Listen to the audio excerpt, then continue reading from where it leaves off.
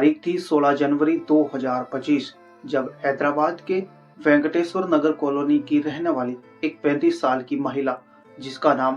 P Madhavi होता है, वो अचानक अपने घर से गायब हो जाती है। वैसे तो माधवी आंध्र प्रदेश के नांदयाल जिले की रहने वाली थी, लेकिन इस घटना के ठीक 13 साल पहले यानी साल 2022 में माधवी की शादी किसी गुरुमूर्ति नाम के एक व्यक्ति से होती है। वैसे गुरुमूर्ति भी आंध्र प्रदेश के प्रकाशम जिले का रहने वाला था। 45 साल का गुरुमूर्ति एक फौजी के तौर पर भारतीय सेना में काम किया करता था, लेकिन साल 2020 में वो आर्मी से रिटायर हो जाता है और इसके बाद वो अपनी पत्नी माधवी और बच्चों के साथ हैदराबाद में ही सेटल हो जाता है और वहीं पर डीआरडीओ के एक कंचनबाग सेंटर में एज ए सिक्योरिटी गार्ड नौकरी करना शुरू कर देता है। माधवी और गुरुमूर्ति के 2 बच्चे भी होते हैं, यानी कि अगर देखा जाए तो कुल मिलाकर उन दोनों की जिंदगी काफी खुशहाल थी। लेकिन सब कुछ अच्छा हो जाने के बावजूद भी 16 जनवरी को माधवी अपने घर से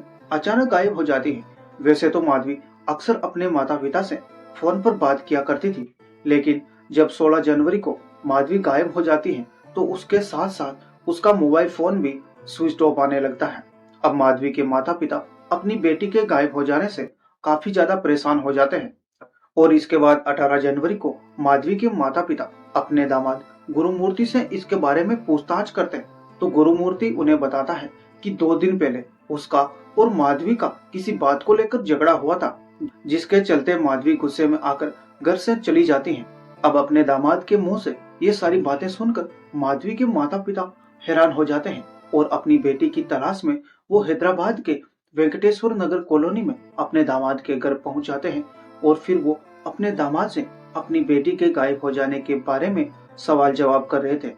लेकिन जब उन्हें कहीं से भी अपनी बेटी माधवी के बारे में कुछ भी पता नहीं चला तो आखिर थक हार कर उन्होंने अपनी बेटी की मिसिंग कंप्लेंट दर्ज करवाने का फैसला कर लिया। हैदराबाद आने के बाद पहले तो उन्होंने अपने दामाद गुरुमूर्ति से बात की और फिर वो तीनों मिलकर अपने नजदीकी मीरपेट थाने में माधवी की मिसिंग कंप्लेंट दर्ज करवाने पहुंच जाते हैं। माधवी की मिसिंग कंप्लेंट भले ही माधवी के माता पिता और उसके पति ने साथ मिलकर दर्ज करवाई हो, लेकिन असल सच्चाई यही थी कि आखिरी बार अगर किसी ने माधवी को देखा था तो वो उसका पति गुरुमूर्ति ही था, क्योंकि माधवी अपने पति गुरुमूर्ति के घर से ही गायब हुई थी। अब ऐसे में पुलिस ने माधवी के माता पिता से पूछताछ करने के साथ साथ माधवी के पति गुरुमूर्ति से भी पूछताछ करने का फैसला करती है। गुरुमूर्ति ने पुलिस पूछताछ में बताया कि 16 जनवरी को माधवी मकर संक्रांति की छुट्टियों में अपने घर नांदयाल जाना चाहती थी, लेकिन गुरुमूर्ति नहीं चाहता था कि इस बार मकर संक्रांति के मौके पर उसकी पत्नी अपने घर जाए और इसी बात को लेकर गुरुमूर्ति की अपनी पत्नी माधवी से कहासुनी होती है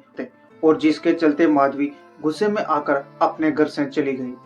लेकिन गुरुमूर्ति का अपनी पत्नी का इस तरह से घर छोड़कर चले जाने के बाद उसके बारे में ना तो उसके घर वालों को कुछ बताना और खुद भी 2 दिनों तक माधवी को ढूंढने की कोशिश ना करना कहीं ना कहीं पुलिस के मन में गुरुमूर्ति के खिलाफ शक पैदा कर रहा था। ऐसे में पुलिस एक बार फिर से माधवी की गुमशुदगी को लेकर उसके पति गुरुमूर्ति से एक बार फिर से पूछताछ करने का फैसला करती है। लेकिन इस बार गुरुमूर्ति ने पुलिस को पूछताछ में कुछ ऐसा बताया जिसे सुनकर पुलिस का भी दिमाग चकरा गया था। गुरुमूर्ति ने पुलिस को बताया कि उसने अपनी पत्नी माधवी का कत्ल कर दिया है। उसने अपनी पत्नी का न सिर्फ कत्ल किया बल्कि हत्या करने के बाद माधवी की लाश को भी ठिकाने लगा दिया था। लेकिन पुलिस के सामने अब सवाल यह था कि आखिर गुरुमूर्ति ने 2 दिनों के अंदर अंदर ऐसा क्या किया था कि उसने अपनी पत्नी की हत्या भी कर दी और उसकी लाश को भी ठिकाने लगा दिया था। और जब पुलिस गुरुमूर्ति से इसके बारे में पूछताछ करती है तो गुरुमूर्ति इसका जवाब भी पुलिस को देता है। गुरुमूर्ति ने पुलिस को बताया कि 16 जनवरी को हुए उस झगड़े में उसने सबसे पहले अपनी पत्नी माधवी की जान ली और फिर उसकी लाश के छोटे छोटे टुकड़े कर डाले। और जब गुरुमूर्ति ने इस घटना को अंजाम दिया था उस वक्त उसके दोनों बच्चे भी घर पर नहीं थे। उस दिन माधवी के दोनों बच्चे मकर संक्रांति की छुट्टियों में गुरुमूर्ति की बहन यानी अपनी बुआ के घर पर गए हुए थे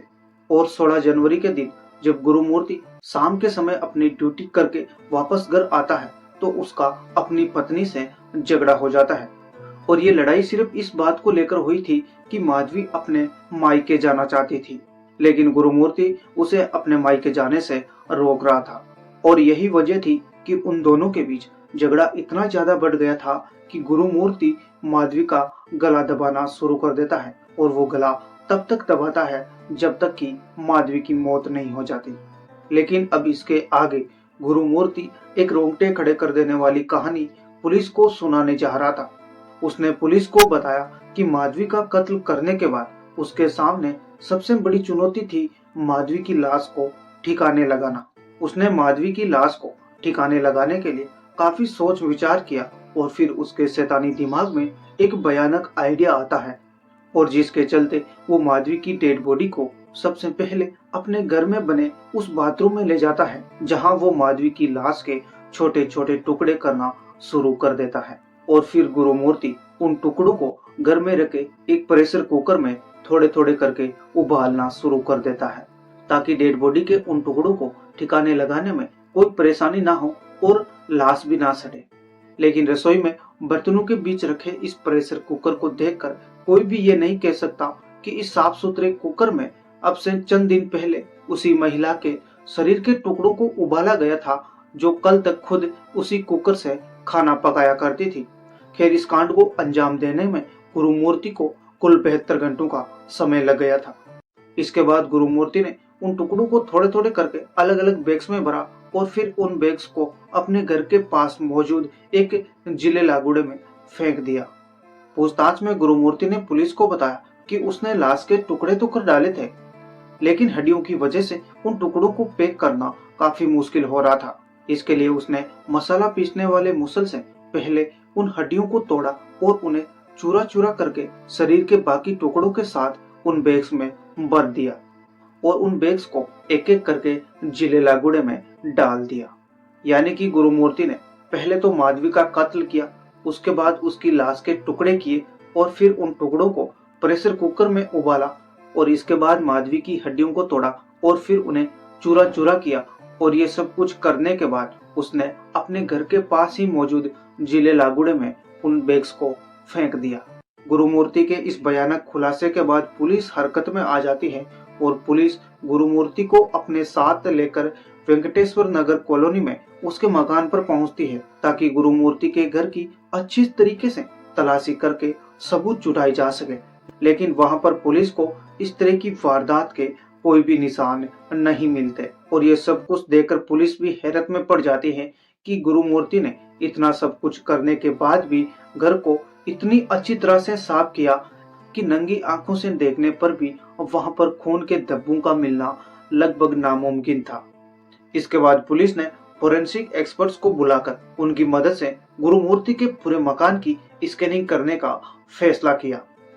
ताकि अगर वहां पर लाश को ठिकाने लगाए जाने से पहले लाश के टुकड़े करने और उन टुकड़ों को उबाले जाने की घटना अगर सचमुच में हुई है तो उसके सबूत जुटाए जा सके। साथ ही पुलिस वहां पर लगे सीसीटीवी कैमरे को भी चेक करती है। लेकिन सीसीटीवी फुटेज के तौर पर पुलिस के हाथ कुछ ऐसे सबूत लगते हैं जो इस केस के रहस्य को और भी ज्यादा बढ़ा रहे थे। दरअसल पुलिस को इन सीसीटीवी फुटेज में गुरुमूर्ति की पत्नी माधवी के अंदर जाने के तो फुटेज मिलते हैं, लेकिन माधवी के बाहर आने का एक भी फुटेज नहीं मिलता, जबकि गुरुमूर्ति के अंदर आने और जाने के कई सारे फुटेज मिलते हैं। और अब ऐसे में गुरुमूर्ति ने अपनी पत्नी के कत्ल की जो कहानी सुनाई थी उसके सही होने का काफी ज्यादा डर बढ़ गया था। पुलिस ने इस खुलासे के बाद हैदराबाद की उस लागुड़ झील की भी तलाशी ली, लेकिन वहां पर भी पुलिस को इंसानी शरीर के कोई भी टुकड़े नहीं मिले जिनका सीधा ताल्लुक माधवी के डेड बॉडी से हो। अब ऐसे में कुछ लोग आशंका जता रहे थे कि गुरुमूर्ति ने शायद माधवी की जो डेड बॉडी के टुकड़े थे उनको गहरे पानी में फेंक दिया, जिसकी वजह से या तो मछलियां उन्हें खा गई या फिर दूसरे जलीय जीवों ने उन्हें खा लिया था। और ये केस हाल ही के दिनों का शायद पहला और ऐसा अनोखा केस है जिसमें कातिल तो पुलिस की गिरफ्त में आ चुका है और वो अपना जुर्म भी कबूल कर चुका है। साथ ही वो मौकाए वारदात से लेकर लाश को ठिकाने लगाने तक सब कुछ बता रहा है, लेकिन फिर भी पुलिस इस कत्ल के सबूत नहीं ढूंढ पा रही थी। और यही वजह थी कि लाश मिलने या फिर सबूत ढूंढ निकालने तक पुलिस इस केस को एक गुमशुदगी का मामला मानकर चल रही थी। पुलिस की माने तो बेशक अब तक की तफ्तीश में भले ही उन्हें गुरुमूर्ति के हाथों कत्ल की गई उसकी पत्नी माधवी के बारे में अभी तक पुख्ता सबूत नहीं मिला हो, लेकिन फिर भी परिस्थितियों से ऐसा लग रहा है कि गुरुमूर्ति झूठ नहीं बोल रहा है और उसने ही अपनी पत्नी का कत्ल किया है। लेकिन ये सब कुछ अचानक नहीं हुआ था। असल में पुलिस ने पूछताछ के दौरान ये भी पता लगा लिया था कि गुरुमूर्ति ने 16 जनवरी को गुस्से में आकर अचानक से अपनी पत्नी को नहीं मारा था, बल्कि इस कत्ल के लिए गुरुमूर्ति ने पहले से ही प्लानिंग कर रखी थी और इसी प्लान के तहत उसने अपने दोनों बच्चों को पहले ही अपनी बहन के घर भेज दिया था। लेकिन अब सवाल यह था कि क्या गुरुमूर्ति ने अपनी पत्नी का कत्ल सिर्फ इसलिए कर दिया कि वो अपने मायके जाना चाहती थी। इसके बारे में जब गुरुमूर्ति से कड़ाई से पूछताछ की गई तो उसने सब कुछ बता दिया। गुरुमूर्ति ने पुलिस को बताया कि उसे शक था कि उसकी पत्नी माधवी का अपने किसी रिश्तेदार के साथ अवैध संबंध है और यही वजह थी कि वो अपनी पत्नी को उसके मायके नहीं जाने देना चाहता था और इसी के चलते ही उसने अपनी पत्नी माधवी के कत्ल की साजिश रच डाली। तो दोस्तों, ये थी एक ऐसी कहानी जिसमें एक आर्मी ऑफिसर अपनी ही पत्नी का कत्ल कर देता है क्योंकि उसे शक था कि उसकी पत्नी का किसी पराये मर्द के साथ नाजायज संबंध है। बाकी इस कहानी के बारे में आपकी क्या राय है, कमेंट बॉक्स में जरूर लिखें। जय हिंद, वंदे मातरम।